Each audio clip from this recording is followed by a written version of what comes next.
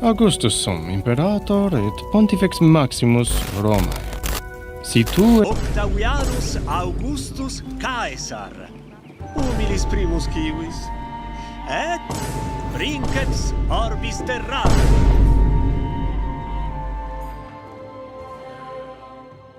Hello again. Remember Civ 7?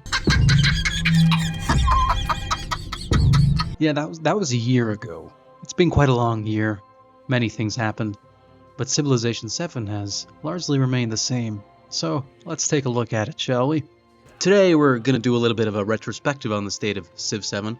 We're going to look at what went well, what went less well, and ultimately how Civ 7 has so far failed to enter the pantheon of successful Civ titles. Let's jump right into it. Listen, I know art and design might not be the most exciting thing for everyone here, but I think it's actually important, and it leads into a lot of more important points that I have about this game. In the lead up to the release, I was one of the more optimistic ones, which was largely motivated by a return to a style which was more reminiscent of what we had for Civ 5. I was excited about the return to the less stylized, more realistic art style.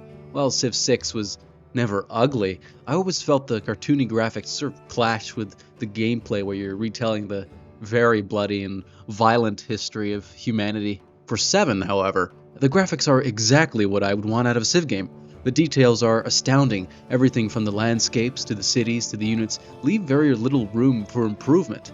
Even something as simple as telling your units to rest or build a fort greets you with these awesome little set pieces that really do help the world feel alive. This technical and artistic achievement, however, is unfortunately overshadowed by one of the biggest issues from Civ 7. In the transition from 6 to 7, you lose a lot of readability. Many of the foremost complaints are on the UI, which admittedly is terrible, but in my view there's an even bigger issue, which is the cities themselves, where the people live. In 6, you can look at a city and immediately know what's what. I can tell an encampment from an industrial district from a neighborhood without even consciously registering a thought. In Civ 7, the cities look great. They look realistic. But I have no clue what anything is, which is in turn realistic. Like, look at this picture of Tokyo. I don't know, I can't see anything here. Is this not Nintendo? I can't tell. It's a city. This is what cities look like. Late game, this becomes an even bigger issue as I desperately try to decipher what everything means. And these are my cities. I built everything here, and I still have no clue. It gets even worse when you're thinking about other cities and trying to find out what your opponents are doing. The leaders are arguably even worse. They look terrible. Some are better than others, but they just seem so static and lifeless. I can't put my finger on it, but they just seem so plain, so average. It's like they went for a combination of the stylized 6 graphics with a more realistic 5, but they didn't do anything exciting with it at all. You could put some of them in a Civ 5 mod and it wouldn't really look out of place. It would just look like you had a talented modder doing it. Speaking of the Civ 5 leaders, why have they not returned to these backdrops? Absolutely gorgeous, providing so much context to the nations they represent alongside the massive amounts of aura farming going on. When you meet a leader in Civ 5, your entire screen is conquered as a leader greets you, forcing you to take in their grandeur, both through their unique environment and language. In Civ 7, meeting a leader, or nation, or whatever, feels like a WhatsApp notification from a group chat you stopped caring about a long time ago. It's so plain, it's just two dudes talking. That doesn't really do history a service. In Civilizations 1 through 6, you begin as a tribe representing a nation, hoping to carry them through the eras. This has quite literally been the motto of the franchise. In 7, the mood is somewhat ruined when 1/3 of the way through the game, this particular group of people you've cared for through prosperity and hardship is unceremoniously replaced, with their existence only carrying on in your memory and occasionally the older districts of your cities. I'm not going to harp on about the Civ switching too much. That horse has been beaten to death and back, so much that the developers have themselves capitulated, creating an alternative mode where you stay as 1/3 of Civ throughout the ages, which is quite interesting considering that the whole thesis behind Civ 7 was the Civ switching in the ages, and I rest my case. Needless to say, this attempted innovation came as a fundamental reimagining of what made the Civ series so compelling. The ability to guide a single, coherent nation through the entirety of our magnificent history. Sure, the Carthaginians never got to experience the joys of content curation algorithms, and the entire American civilization is younger than the average European outhouse. But for a game, that's okay. It's the slightly more mature version of playing with toys we're talking about. That's what I'm talking about. I should get a job. In some cases, it's less invasive than others, and in other cases it's the American Benjamin Franklin leading Greece fighting against another American Harriet Tubman leading the Axumites. And again, I understand the historical precedent that led to this decision. Civilizations rarely maintain continuity throughout history, both affecting and being affected by their environment. The Danes, for example, can only be assumed to have once been completely normal people like you and me. The flagship example of this in the initial Civ 7 marketing was the Romans for the ancient era, who became the Normans in the exploration era, and then the British in the modern era. Even assuming such a transition could be empirically justified, cultural divergences historically are a slow, gradual process over centuries, juxtaposing against the very jarring, instantaneous transformation of Civ 7 swapping. This is made even worse by the fact that no matter who your leader is commanding, they will always wear the garb of their period and civilization. Instead of Augustus in his Roman plate, why not have him wear the chainmail of the Normans, or the Elizabethan dresses of the British? Regardless of personal opinions on the matter, Civ fans hated this, and removing it was the most requested feature, which must sting for Firaxis, given that so much of the game's foundation and philosophy was built on this foundation.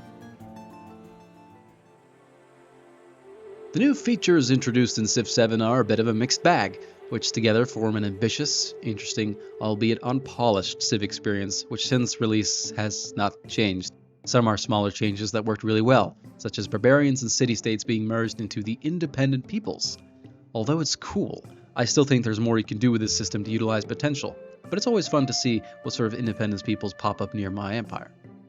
The same applies to influence and diplomacy, which in theory allows for quantifiable measurement of diplomatic power, something which past Civ games have lacked. The introduction of towns makes cities feel more important, while also minimizing micromanagement in larger empires. Commanders are another example of quality of life, allowing you to turn your army into a malicious zip file ready to be deployed at a moment's notice. While the removal of workers was done with the same philosophy in mind, their exclusion felt noticeable, and I found myself missing my underpaid worker bees. May you build roads in heaven, little ones. The big controversial gameplay change was of course the ages, which I touched on with the leaders. And to be honest, I'm still not sure how I feel about them. I get the reasoning why they wanted to mix things up. Many players do not finish their games since they would be effectively won by the Renaissance. The same would routinely happen in multiplayer, with everyone besides the current leader wanting to quit about 250 turns into the game. What begins with a crisis that feels underbaked and barely noticeable culminates with an era transition so abrupt and arbitrary as to artificially handicap the player. Again, this might be a good idea in theory, but the implementation creates a stilted experience, effectively splitting a grand voyage through history into 3 separate minigames, each with their own factions to further reinforce the split. And to me, that isn't what Civilization is about. Many appear to agree with this sentiment. So common is this opinion that Firaxis retroactively implemented a single Civ mode, removing many of these flagship features entirely. That isn't just appeasing a community, that is a pretty wholesale admission that the core of what would make Civ 7 successful failed. A pretty humiliating white flag, all things considering. This raises further questions about the future of Civ 7. God, this embarrassing, humiliating. Where will Firaxis take Civ 7 next? Longtime fans of Civilization will know about the Civ cycle, wherein a game is released in a relatively bare-bones state and is eventually patched and fixed with 2 to 3 expansions and is loved by the community for years and sometimes decades. This was the case with 5, was certainly true of 6, and so it was to be with 7, proclaimed the loyalist. But nay, came a nefarious voice from above. For 5 and 6, the foundations themselves were sound and good, and things were well for a time. In the content void, a light flashed, and lo, content descended onto the faithful. Such was the case for nearly a decade, with Civ 6 receiving unprecedented levels of care and devotion from its benevolent master. It is with these products with which 7 must today contend. To make matters worse, that strong foundation itself does not exist, as the core pillar around which 7 was built is the subject of much parley.